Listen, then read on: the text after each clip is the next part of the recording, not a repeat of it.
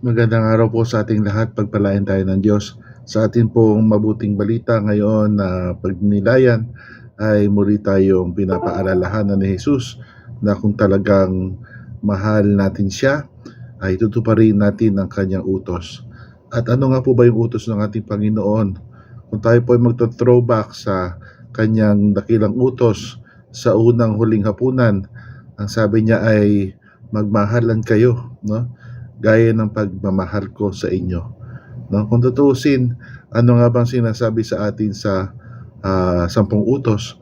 Pagmamahal sa Diyos, yun po yung una hanggang ikatlong utos, at pagmamahal sa kapwa mula sa ika-4 hanggang sa ika-10 utos. No?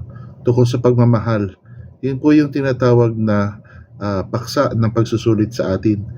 Kapag tayo tinawag ng Panginoon sa wakas ng ating buhay, diyan tayo susulitin ng Panginoon kung tayo ba'y nagmahal sa Kanya na buong puso natin at nagmahal sa kapwa gaya ng pagmamahal natin sa ating sarili. Napakagandang tingnan kung talagang yung sinasabi natin na mahal natin siya ay nagagawa natin. May nagsabi nga na kung nais mong malaman ang iniisip ng isang tao, pakinggan mo ang kanyang sinasabi. Ngunit kung nais mong makilala ang isang tao, ang tutukan mo yung kanyang ginagawa. Kasi alam naman po natin kung minsan, kung ano yung sinasabi, hindi nagtutugma doon sa ginagawa.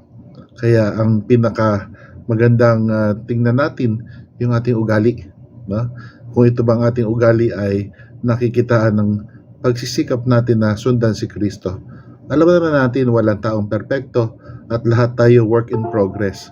Ang maganda po ay hindi tayo panghinaan ng loob sa ating pagpupunyagi, sa ating pagsisikap.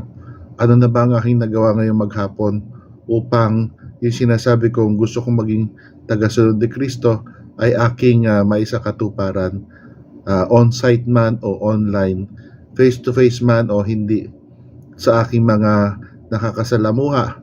Magandang makita natin ito. At isa pang sinabi ni Jesus na hindi niya tayo iiwang ulila, no? Na papadala niya ang tagapagtanggol, ang Espiritu Santo. Kaya nga si Jesus tinawag na Kristo. Hindi niya apelido ang Kristo. Ang Kristo pong ibig sabihin na siya ay nasa sa kanya ang Espiritu Santo. Na iisa ang kanilang misyon, joint mission, na yun ay tayo ay ipakilala sa Ama, Anak at Espiritu Santo at himukin, anyayahan na tanggapin ang kaligtasan at mapasapiling nila. Napakagandang panukala na sana po ay harinawa matupad sa ating buhay sa tulong nila ng ating Panginoong Diyos sa ngalan ng Ama at ng Anak at ng Espiritu Santo. Pagpalain tayong lahat ng Diyos.